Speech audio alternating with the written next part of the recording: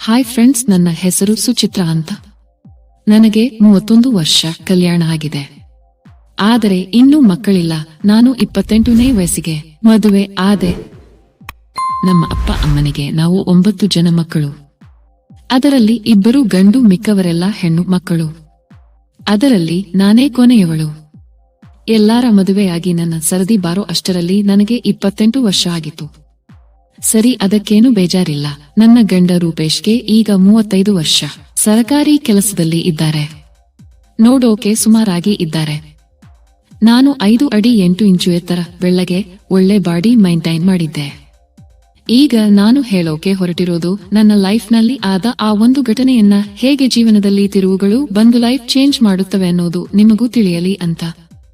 ನನ್ನ ಮದುವೆ ಆದ ಮೇಲೆ ಗಂಡನ ಜೊತೆ ಸಂಸಾರ ಮಾಡೋಕೆ ಹೊರಟೆ.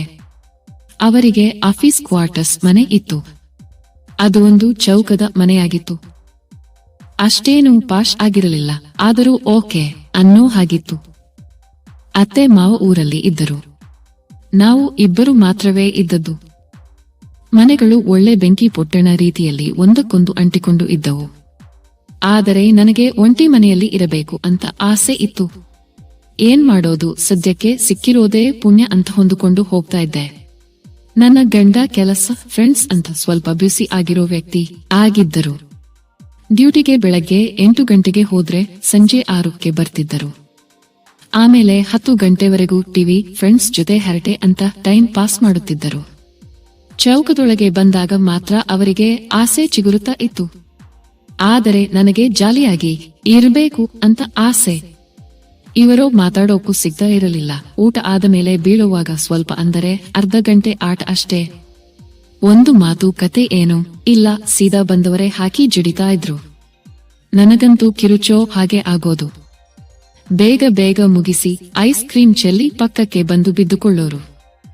ಈ ರೀತಿ ಖುಷಿನೇ ಸಿಗ್ತಾ ಇರಲಿಲ್ಲ. ನಾನು ಹಾಗಂತ ಕಂಪ್ಲೇಂಟ್ ಮಾಡಲಿಲ್ಲ. ಅಡ್ಜಸ್ಟ್ಮೆಂಟ್, ಸತಿ ಧರ್ಮ ಅಂತ ನಡ್ಕೊಂಡು ಹೋಗ್ತಿದ್ದೆ.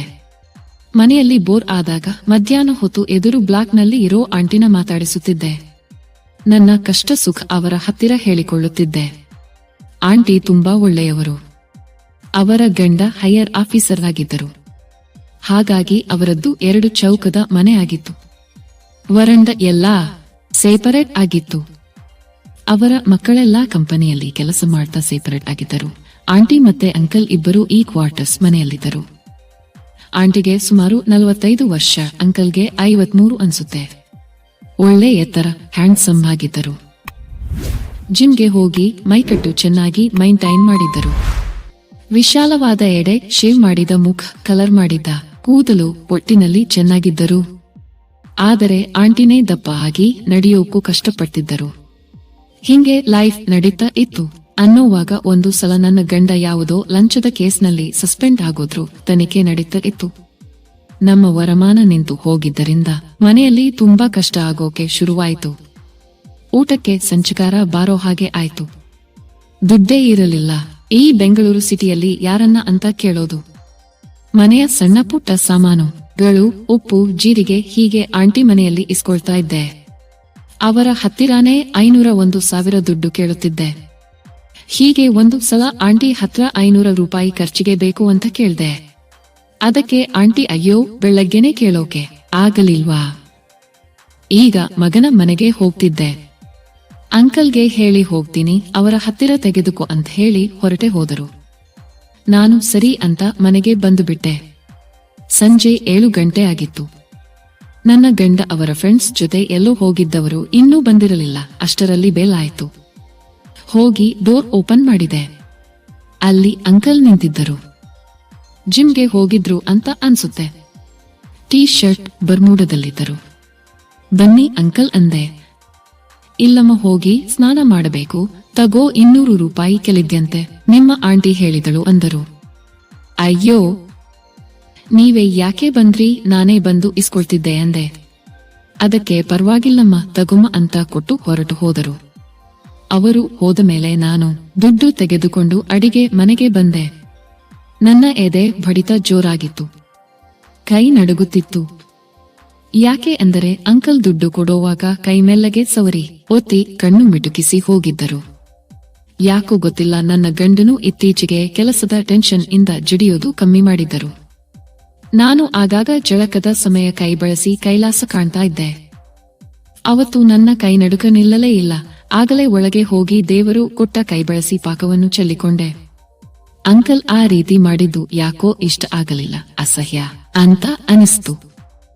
ನಾನು ಒಂದೆರಡು ದಿನ ಆದಮೇಲೆ ಆ ಘಟನೆಯನ್ನ ಮರೆತು ಬಿಟ್ಟೆ. ಆಂಟಿ ಅವರ ಮಗನ ಮನೆಯಿಂದ ವಾಪಸ್ ಬಂದಿದ್ದರು. ನಮ್ಮ ಮನೆಗೆ ಬಂದು ಅಂಕಲ್ ಏನೋ ಆಫೀಸ್ ವಿಷಯ ಮಾತಾಡಬೇಕಂತೆ, ನಿನ್ನ ಗಂಡ ಇಲ್ವಾ ಅಂತ ಕೇಳಿದರು. ನಾನು ಇಲ್ಲ ಅಂದೆ. ಅದಕ್ಕೆ ಅವರು ನೀನೇ ಅದೇನು ಅಂತ ಕೇಳು ಬಾ ಅಂತ ಕರೆದರು. ನಾನು ಅವರ ಜೊತೆಯಲ್ಲಿ ಹೋದೆ. ಅವರ ಮನೆಗೆ ಹೋದ ಮೇಲೆ ಆಂಟಿ ಹೇಳಿದರು, ಹೋಗು, ಅಂಕಲ್ ಮೇಲೆ ಅವರ ಸ್ಟಡಿ ರೂಮಿನಲ್ಲಿ ಇದ್ದಾರೆ, ನಾನು ಕಾಫಿ ಮಾಡಿ ತರುತ್ತೇನೆ ಅಂದರು. ನಾನು ಸರಿ ಅಂತ ಮೇಲೆ ಹೋದೆ. ಅಲ್ಲಿ ಸ್ಟಡಿ ರೂಮಿನಲ್ಲಿ ಅಂಕಲ್ ಕಂಪ್ಯೂಟರ್ ಮುಂದೆ ಕೂತು ಏನೋ ಮಾಡ್ತಾ ಇದ್ದರು. ನಾನು ಹೇಳಿ, ಅಂಕಲ್ ಏನ್ ವಿಷಯ ಅಂದೆ. ಅವರು ನನ್ನ ನೋಡುತ್ತಲೇ, ಆಫ್ ಸುಚಿತ್ರ, ಬಾ ಕೂತ್ಕೋ ಅಂದರು. ನಾನು ಹೋಗಿ ಕೂತೆ. ಅವರು ಬಂದೇ ಇರು, ಫೈಲ್ ತರ್ತೀನಿ ಅಂತ ಹೊರಗೆ ಹೋದರು. ನಾನು ಹಾಗೆ ಚೌಕ ನೋಡ್ತಾ ಇದ್ದೆ. ಚೆನ್ನಾಗಿ ನೀಟಾಗಿ ಇತ್ತು. ಹಾಗೆ ನನ್ನ ಗಮನ ಕಂಪ್ಯೂಟರ್ ಮೇಲೆ ಹೋಯ್ತು. ಅದರಲ್ಲಿ ಯಾವುದೋ ವಿಡಿಯೋ ಪ್ಲೇ ಆಗ್ತಾ ಇತ್ತು. ನಾನು ಹತ್ತಿರ ಹೋಗಿ ಕೂತು ನೋಡ್ತಾ ಇದ್ದೆ. ಒಂದು ಕ್ಷಣ ಆದ ಮೇಲೆ ಅದರಲ್ಲಿ ಫಾರಿನ್ ಸೀನ್ ಬರ್ತಿತ್ತು. ನಾನು ಪರಿವೇ ಇಲ್ಲದೆ ನೋಡ್ತಾ ಕೂತುಬಿಟ್ಟೆ. ಅಂಕಲ್ ಬಂದು ನನ್ನ ಭುಜದ ಮೇಲೆ ಕೈ ಹಾಕಿ ಪ್ರೆಸ್ ಮಾಡಿದ್ದಾಗಲೇ ಗೊತ್ತಾಗಿದ್ದು. ನಾನು ಸಡನ್ ಆಗಿ ನಾಚಿಕೆಯಿಂದ ಎದ್ದು ಬಿಟ್ಟೆ. ಅಂಕಲ್ ಪರವಾಗಿಲ್ಲ, ಇದೆಲ್ಲ ಕಾಮನ್ ಬಿಡು ಅಂದರು.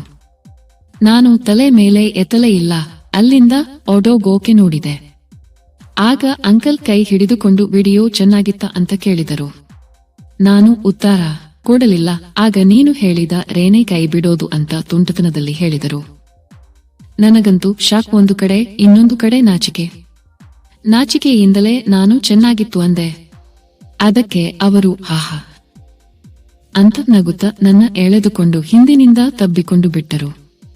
ನಾನು ಕೊಸರಾಡಿ, ಅಂಕಲ್ ಇದೆಲ್ಲ ಏನು ಅಂತ ರೇಗಿದೆ. ಅದಕ್ಕೆ ಕಿರುಚಾಡಬೇಡ, ನಿಂದೆ ಮರ್ಯಾದೆ ಹೋಗೋದು. ನಾನು ಎಲ್ಲರಿಗೂ ಹೇಳ್ತೀನಿ, ಸುಚಿತ್ರ ನನ್ನ ಜೊತೆ ಆಟ ತರ ಫಿಲಂ ನೋಡ್ತಿದ್ಲು ಅಂತ ಹೇಳಿದ್ರು. ನನಗಂತೂ ಭೂಮಿನೇ ಕಸಿದ್ದಂಗೆ ಆಯ್ತು. ಅಂಕಲ್ ಪ್ಲೀಸ್ ಬಿಟ್ಟು ಬಿಡಿ ಅಂದೆ. ಅವರು ಬಿಡ್ತೀನಿ ಖಂಡಿತ, ಆದ್ರೆ ನೀನು ಆಪರೇಟ್ ಮಾಡೋಕೆ ಒಪ್ಕೊಂಡರೆ ಮಾತ್ರ ಅಂದರು. ನಾನು ಕೋಪದಿಂದ ಏನು ಹಾಗಂದರೆ ಅಂದೆ. ಅವರು ನೋಡು, ಇದು ನಿನ್ನ ಗಂಡನ ಫೈಲ್, ಹೈಯರ್ ಅಥಾರಿಟಿಗೆ ಹೇಳಿ ನಾನು ಬಗೆಹರಿಸಬಲ್ಲೆ. ನಿನ್ನ ಗಂಡ ನಿರಪರಾಧಿ ಅಂತ ಪ್ರೂವ್ ಮಾಡಿಸಿ ಕೆಲಸಕ್ಕೆ ವಾಪಸ್ ಸೇರೋ ಹಾಗೆ ಮಾಡ್ತೀನಿ, ಆದರೆ ನೀನು ನನ್ನ ಜೊತೆ ಬೀಳೋಕೆ ಒಪ್ಪಿದ್ದರೆ ಮಾತ್ರ ಅಂದರು. ನಾನು ಅವರನ್ನ ದೂರ ತಳ್ಳುತ್ತಾ, ಛೀ, ನಾಚಿಕೆ ಆಗೋಲ್ವಾ ನಿಮಗೆ ಅಂತ ಬೈದೆ. ಅದಕ್ಕೆ ಅವರು ನೋಡು, ನೀನು ನನ್ನ ಆಫರ್ನ ರಿಜೆಕ್ಟ್ ಮಾಡಿದ್ರೆ ಆ ತರ ಫಿಲಂ ನೋಡಿದಳು ಅಂತ ಮರ್ಯಾದೆ ಕಳೀತೀನಿ, ನಿನ್ನ ಗಂಡನಿಗೆ ಇನ್ನೂ ಪ್ರಾಬ್ಲಮ್ ಆಗೋ ಹಾಗೆ ಮಾಡ್ತೀನಿ ಅಂದರು. ನಾನು ಪೂರ್ತಿಯಾಗಿ ಬಲೆಯಲ್ಲಿ ಸಿಕ್ಕಿಬಿದ್ದಿದ್ದೆ. ಏನ್ ಮಾಡಬೇಕು ಅಂತ ಅರ್ಥಾನೇ ಆಗಲಿಲ್ಲ. ಅಳು ಬಂದು ಬಿಟ್ಟಿತು. ಅವರು ನನ್ನ ನೋಡಿ, ಹೋಗು, ಯೋಚನೆ ಮಾಡಿ ಹೇಳು ನನಗೆ ಅಂತ ನನ್ನ ಹಿಂದೆ ದಿಂಬಿನ ಮೇಲೆ ಹೊಡೆದು ಕಳುಹಿಸಿದರು. ನಾನು ಆಂಟಿ ಹತ್ತಿರ ಹೋಗದೆ ಸೀದಾ ನನ್ನ ಮನೆಗೆ ಹೊರಟು ಹೋದೆ. ನಿದ್ರೆ ಊಟ ಏನೂ ಸೇರದಂಗೆ ಆಯ್ತು. ನನ್ನ ಗಂಡ ನನ್ನ ಕೆಲಸ ಹೋಗಿದ್ದಕ್ಕೆ ಹಿಂಗೆ ಆಗಿದ್ದಾಳೆ ಅಂತ ತಿಳ್ಕೊಂಡು ಸಮಾಧಾನ ಮಾಡಿದ್ರು. 1 ವಾರ ಕಳೀತು. ನಾನು ಅಂಕಲ್ಗೆ ಉತ್ತರ ಹೇಳಿರಲಿಲ್ಲ. ನನ್ನ ಮೊಬೈಲ್ಗೆ ಒಂದು ದಿನ ಆಂಟಿ ಮನೆಯಿಂದ ಕಾಲ್ ಬಂತು. ರಿಸೀವ್ ಮಾಡಿದೆ. ಆ ಕಡೆಯಿಂದ ಅಂಕಲ್ ಧ್ವನಿ. ನನಗಂತೂ ಕೈ ಕಾಲು ನಡುಕ ಶುರು ಆಯ್ತು. ಮುಂದೆ ಏನಾಯ್ತು ಅಂತ ಮುಂದಿನ ಭಾಗದಲ್ಲಿ ಹೇಳುತ್ತೇನೆ. ಫ್ರೆಂಡ್ಸ್, ಈ ಕತೆ ಇಷ್ಟ ಆಗಿದ್ದರೆ ಒಂದು ಲೈಕ್ ಮಾಡಿ, ಶೇರ್ ಮಾಡಿ. ಇನ್ನಷ್ಟು ಸ್ವಾರಸ್ಯಕರ ಕತೆಗಳಿಗಾಗಿ ನಮ್ಮ ಚಾನೆಲ್ಗೆ ಸಬ್ಸ್ಕ್ರೈಬ್ ಮಾಡಿಕೊಳ್ಳಿ, ಸಪೋರ್ಟ್ ಮಾಡಿ. ಧನ್ಯವಾದಗಳು.